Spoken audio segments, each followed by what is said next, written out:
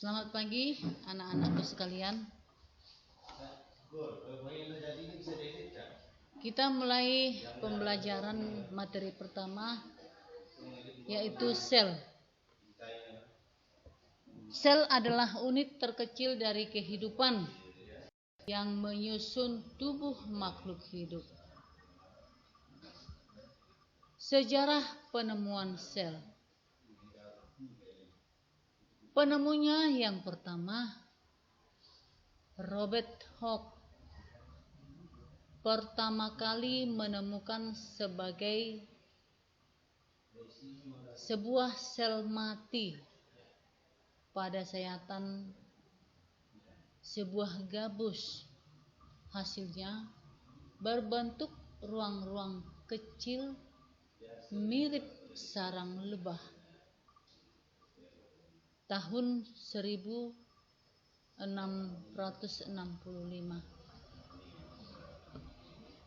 Dilanjutkan Anthony van Leeuwenhoek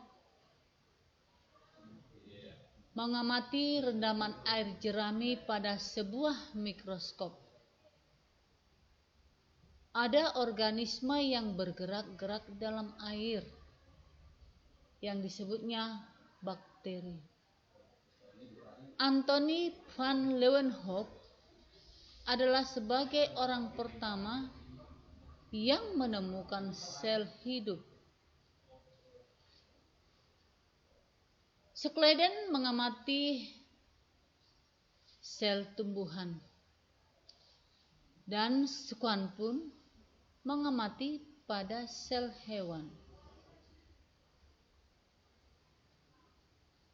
Robert Brown mengamati bahwa ada inti di dalam sel tersebut merupakan bahan hereditas. Inilah yang berpengaruh terhadap faktor keturunan yang akan diwariskan. Yang kelima, Felix Durkheim bahwa mengatakan inti itu adalah protoplasma yang di dalamnya ada cairan. Kemudian Johannes Purkinje mengatakan bahwa cairan itu adalah sebagai bahan embrional sel telur. Kemudian oleh Max Kulche bahwa inilah yang merupakan sebagai unit fungsional kehidupan.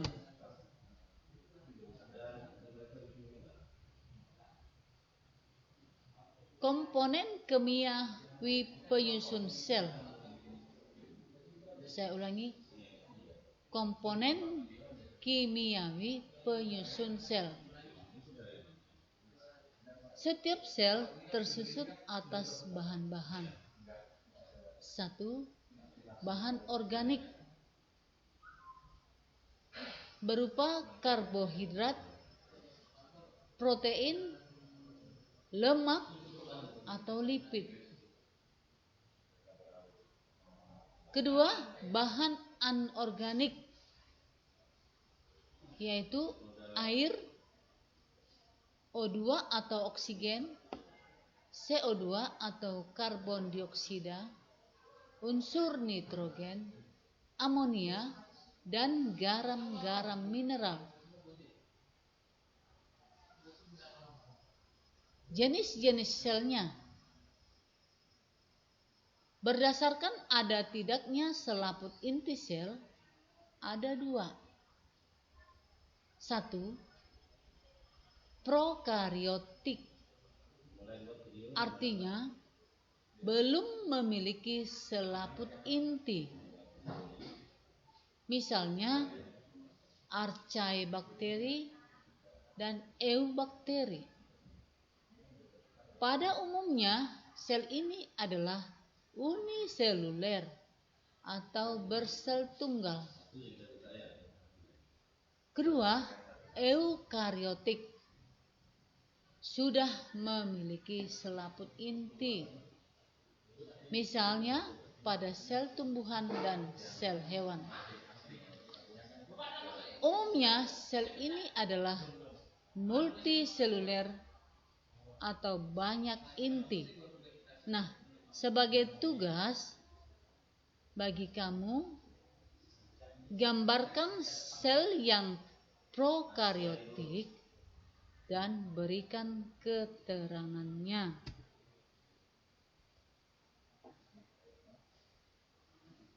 Kita lanjutkan. Bagian utama sel terdiri dari, yaitu sebagai pelindung luar sel. Yang kedua inti sel, yang ketiga plasma sel. Yang pertama, pelindung luar sel.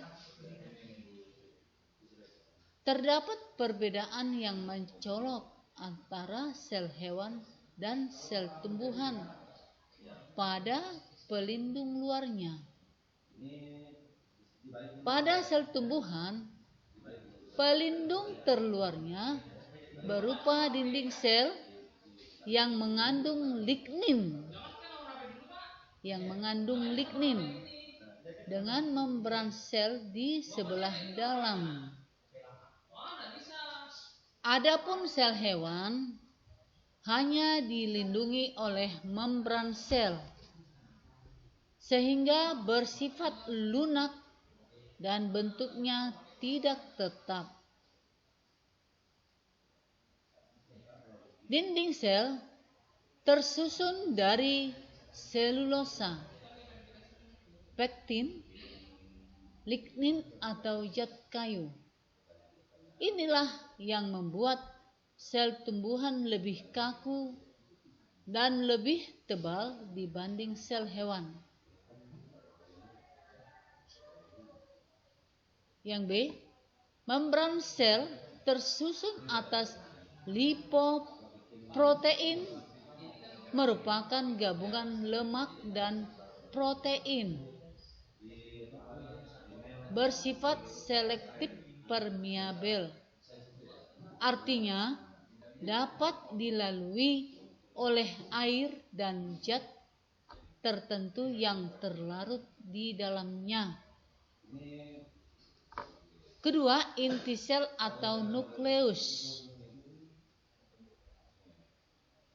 Nukleus merupakan organel yang terbesar yang paling mencolok. Fungsinya untuk mengendalikan seluruh kegiatan yang terjadi di dalam sel.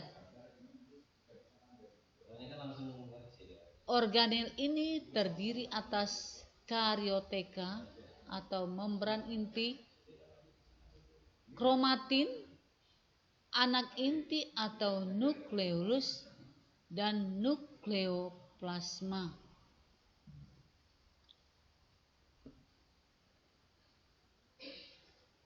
Benang-benang kromatin mengandung butiran yang mudah menyerap warna dan mengandung gen atau DNA.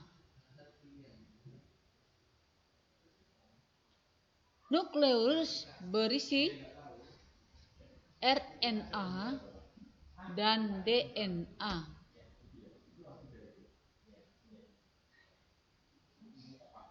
Organel-organel yang terdapat dalam sitoplasma atau plasma sel. 1. Mitokondria. Sebagai tempat terjadinya respirasi atau pernapasan sel untuk menghasilkan energi atau ATP. Kedua, ribosom. Melekat pada retikulum endoplasma kasar Fungsinya tempat sintesis protein.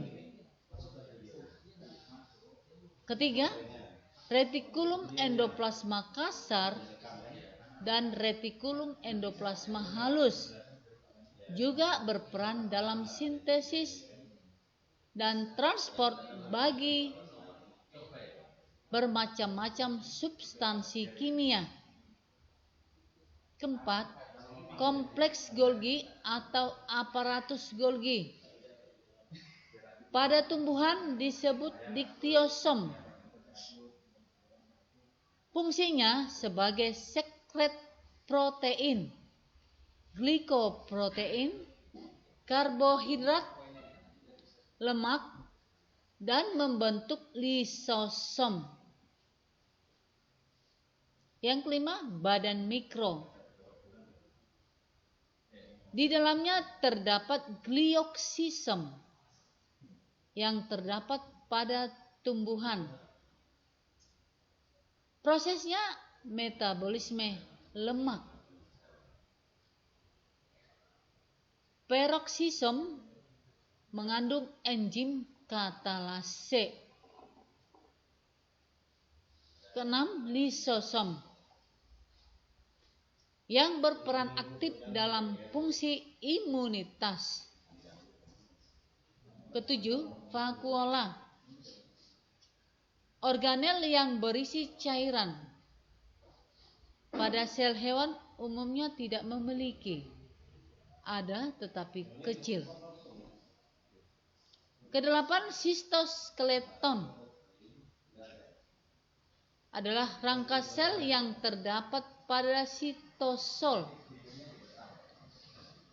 Terdiri dari mikrofilamen dan mikrotubuli. Mikrofilamen ditemukan pada sel otot lurik. Mikrotubuli terdapat pada sel saraf dan serabut saraf. 9. Plastida berperan dalam proses fotosintesis. 10. Sentrosom terletak dekat inti sel yang berperan dalam pembelahan sel. Kita lanjutkan. Perbedaan antara sel tumbuhan dan sel hewan. 1. Sel tumbuhan memiliki dinding sel, sedangkan hewan tidak ada. Tetapi ini digantikan oleh membran sel. Kedua, sel tumbuhan memiliki plastida, sedangkan sel hewan tidak ada. Ketiga, sel tumbuhan tidak memiliki sentrosom, tetapi hewan ada. Keempat, sel tumbuhan memiliki vakuola dan besar, sedangkan sel hewan tidak ada. Jika ada, ukurannya kecil. Kelima, sel tumbuhan memiliki glioksisom, sedangkan pada hewan tidak ada. Nah, anak-anakku sekalian, karena di sini sulit menggambar, Ibu berikan kamu tugas, yaitu yang pertama, gambarkan sel tumbuhan. Yang kedua, gambarkan sel hewan. Masing-masing ini digambarkan pada kertas double folio, beri keterangan dan beri penjelasan. Dikumpulkan pada minggu depan.